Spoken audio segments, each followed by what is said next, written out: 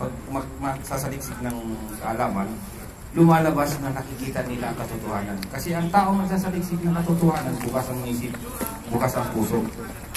Pag sarado ang isip at puso, hindi niya makikita. Parang detective yan eh.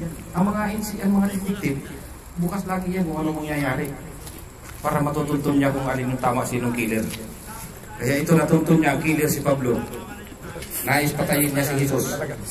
Alam niya yun. Si Brother Isa. Ito ang pangalan na tunay ni Jesus. Isa. Kaya kung ang Kristiyano ay Kristyan, ibig sabihin dapat ang pangalan ng Kristiyano ay Isa yan. Hindi Kristyan. Kasi yun ang tunay ng pangalan ni Jesus, Isa.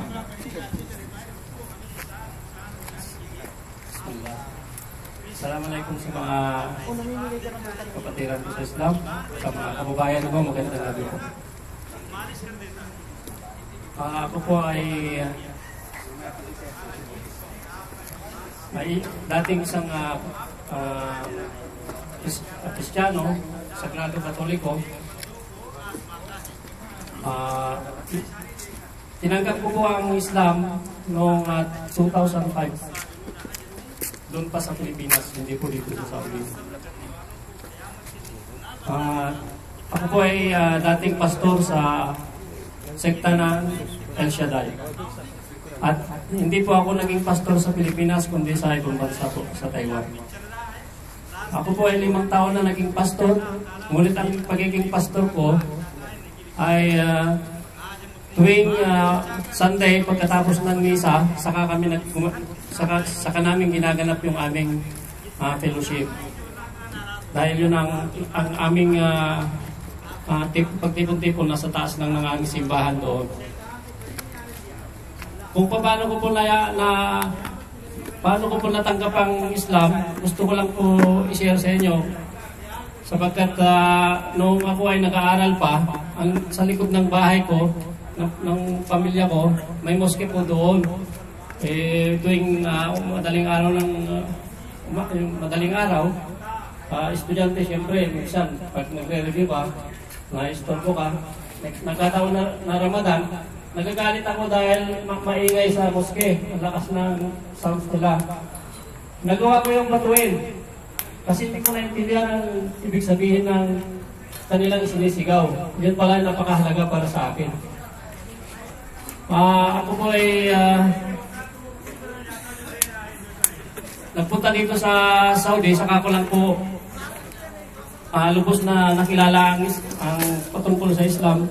Dahil po sa Pilipinas, wala pa ako masyadong kakilala ng Muslim. So, sinubukan ko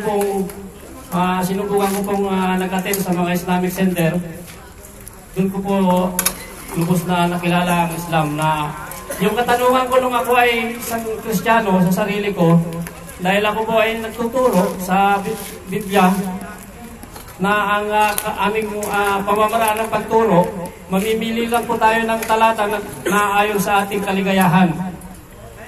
Ganun po ang sistema sa pagturo sa Biblia. Kung ano yung nakokontra sa iyong nagagawa na mali, hindi po namin kinukuha yun dahil nasasaktan ako mismo na nagtuturo, na nagbabahagi. So ang pinipili ko yung kasi katutuwa lang ng kalooban ko. So mali po yun. Isa pa, yung sinasabi nila na ang Muslim, maraming asawa. Ako po, inaamin ko po, 4 ang panganay ko, 3 sa pagiging Kristiyano ko.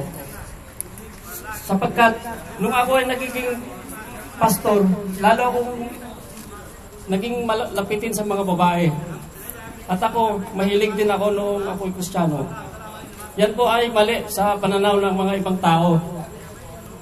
Ang pagiging maraming asawa, na ayon po sa aming paniniwala sa Islam, ay kailangan mabuhay mo siya ng pantay.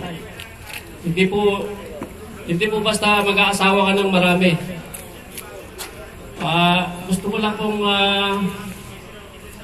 malaman nyo na napakasakit sa aking pagpasok ng Islam dahil sa mga naranasan ko sa pagiging Muslim ko, muntik po akong mamatay, pero yun, malakas ang loob ko kasi alam ko tama yung pinasok ko. Mamatay man ako, alam ko na nasa tamang landas ako. Na isang hamon ko sa isang pare noong ako yung isang pastor na hindi niya minsan nasagot. Kahit kayo mismo ngayon dito, hindi niyo masagot kahit hawak niya ang Biblia. Basahin niyo cover to cover, hindi niyo mabasa na sinabi ni Jesus na siya ang Panginoon, siya ang Diyos. Hindi niya sinabi anak siya ng Diyos. Yan lang po ang hamon ko sa inyo. Kaya kung mayroon man sa iyong nakakapagpigil na mag-Muslim, may papayo ko lang po bilang kababayan o kapatid. Kahit kanino po sa atin dito, walang makakapagligtas sa ating sarili. Ang ugnayan dito ay yung sarili mo at ang Allah. Yun po ang may papasiguro ko sa inyo. Yun lang po. Magandang gabi po. Jazakallah khairan. Yan po si Brother Isa. Napakinggan po natin ang kanyang paliliwanag.